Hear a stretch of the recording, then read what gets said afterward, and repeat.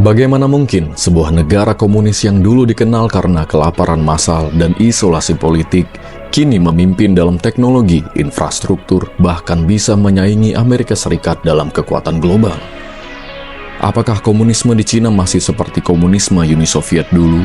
Atau mereka sedang memainkan permainan ideologi versi mereka sendiri?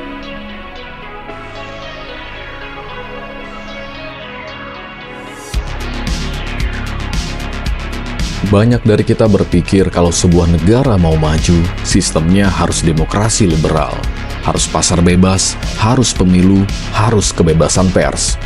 Tapi Cina menunjukkan sesuatu yang berbeda. Mereka tetap dipimpin satu partai, tidak ada pemilu bebas, kebebasan berekspresi dikontrol ketat.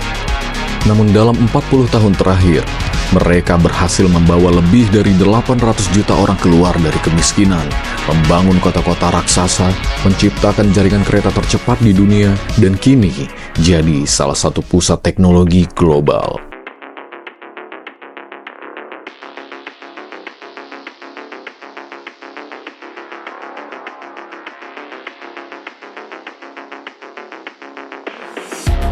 Jadi sebenarnya, ideologi apa yang dipakai Cina? Dan mengapa negara ini bisa melesat dan menyaingi Amerika? Secara resmi, Cina masih berideologi komunisme yang berakar pada pemikiran Karl Marx dan Lenin, dan tentu saja dipraktikkan pertama kali oleh Mao Zedong sejak berdirinya Republik Rakyat Tiongkok pada tahun 1949.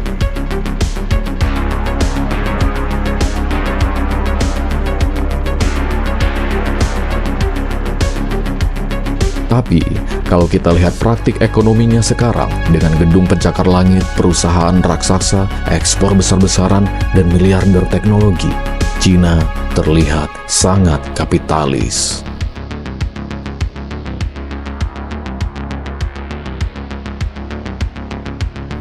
Lalu, apa jawabannya? Jawaban resmi pemerintah Cina, ideologi yang dipakai oleh mereka adalah sosialisme dengan karakteristik Tiongkok. Artinya, negara tetap dikendalikan oleh partai komunis, tapi ekonomi boleh fleksibel, mengikuti prinsip pasar selama tetap diarahkan oleh negara. Deng Xiaoping, arsitek utama reformasi ekonomi Cina, pernah berkata, "Tidak peduli kucing itu putih atau hitam, selama bisa menangkap tikus, itu kucing yang baik." Itu adalah metafora dari ideologi Cina hari ini, pragmatis, tidak terlalu terikat pada label. Sekarang mari kita bahas, mengapa Cina bisa melesat begitu cepat, bahkan sampai membuat Amerika begitu waspada.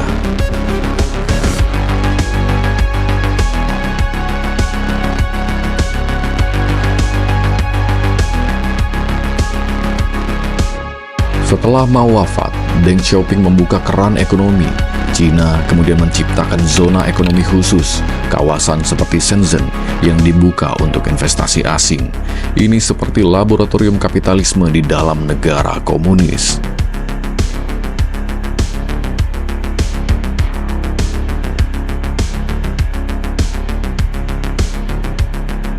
Dengan populasi yang besar, artinya Cina memiliki pasar yang luas. Dengan 1,4 miliar penduduk, Cina memiliki pasar domestik raksasa. Tenaga kerja murah, disiplin, dan terorganisir. Produk massal pun berjalan dengan efisien.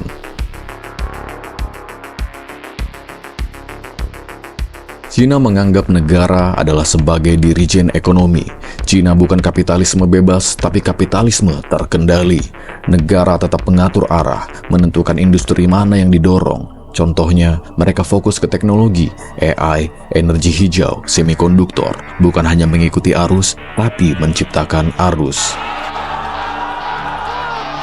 Berbeda dengan negara demokrasi yang sering gonta-ganti kebijakan tiap 5 tahun, Cina berpikir dalam skala 20-50 tahun. Mereka punya rencana Made in China 2025, visi 2049, dan mereka konsisten menjalankannya. Mereka memiliki investasi gila-gilaan di infrastruktur dan R&D, peningkatan belanja R&D, Cina terus meningkatkan belanja R&D dengan target mencapai 2,6% dari PDB pada tahun 2023, mendekati tingkat OECD. Cina memiliki infrastruktur digital yang berkembang pesat, termasuk jaringan internet yang luas, pusat data besar, dan penguasaan pembuatan perangkat keras seperti semikonduktor.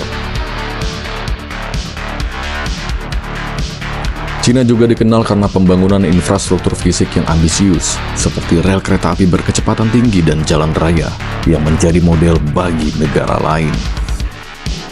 Proyek Obor atau One Belt, One Road adalah strategi pembangunan ekonomi Cina yang fokus pada infrastruktur, termasuk proyek-proyek energi dan transportasi yang bertujuan untuk meningkatkan konektivitas global. Pemerintah Cina memainkan peran penting dalam mendorong R&D dan pembangunan infrastruktur melalui kebijakan dan investasi. Pembangunan R&D Cina memiliki karakter kuat pada riset terapan dan pembangunan teknologi yang merupakan bagian dari model pembangunan ekonomi Cina. Belanja R&D Cina terus meningkat, menunjukkan komitmen untuk meningkatkan kapasitas inovasi dan teknologi. Kemudian, dampak pada perekonomian.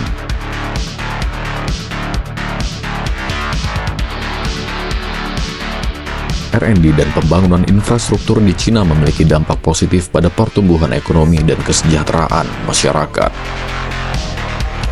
Cina juga terlibat dalam kerjasama internasional dalam bidang R&D dan infrastruktur seperti dalam proyek-proyek obor.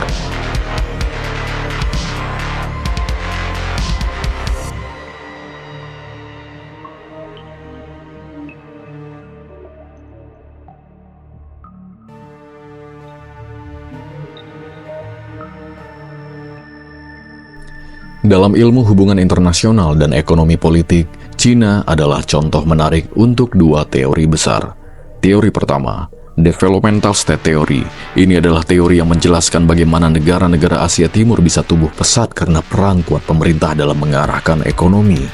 Jepang, Korea Selatan, Taiwan pernah menggunakan pola ini, tapi Cina mengambilnya pada versi yang lebih ekstrim.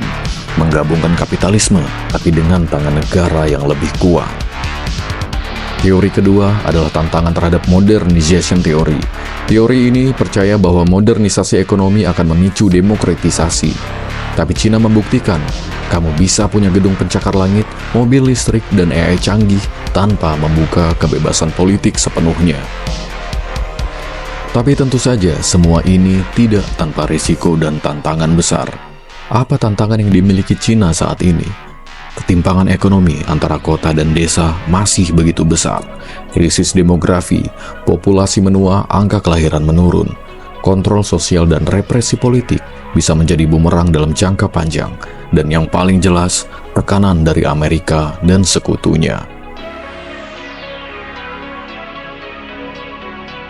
Saat ini Amerika melihat Cina sebagai penantang tatanan global, perang dagang, blokade teknologi, bahkan potensi konflik militer di Taiwan jadi isu serius di tahun-tahun ke depan.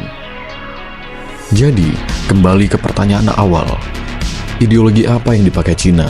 Jawabannya adalah komunisme yang dibentuk ulang. Bukan versi Uni Soviet, tapi versi Cina sendiri. Sebuah hibrida antara kontrol politik total dan kelenturan ekonomi yang tinggi. Dan mengapa Cina bisa menyaingi Amerika? Karena mereka fokus, karena mereka berpikir jangka panjang, dan karena mereka berani mencampur sistem ideologi yang dulunya dianggap tidak bisa digabung. Saat ini, Cina bukan sekadar negara besar. Cina adalah cerita besar dan sejarah yang panjang. Di dunia yang terus berubah ini, satu hal yang pasti, tata dunia tidak lagi tunggal. Amerika mungkin masih pemimpin dunia hari ini, tapi Cina sedang menyusun bab berikutnya dari sejarah. Dan kita semua, entah suka atau tidak, akan menjadi bagian dari cerita itu. Jika konten seperti ini membuka wawasan kamu, klik like, share, dan subscribe.